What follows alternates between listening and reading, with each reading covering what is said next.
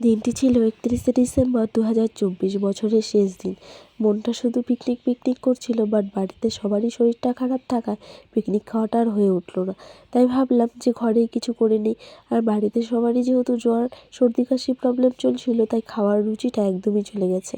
তাই খিচুড়িটা বসিয়ে দিয়েছি। এদিকে আমি 5 ফোড়ন, শুকনো লঙ্কা, তেজপাতা সম্বার দিয়ে সবজিগুলো দিয়ে দিয়েছি। একদম সবজিপাতি দিয়ে একসাথে খিচুড়িটা রান্না করব। আর এদিকে দেখো চাল ডালটাও ধুয়ে রেখে দিয়েছিলাম, সেটাও দিয়ে দিলাম।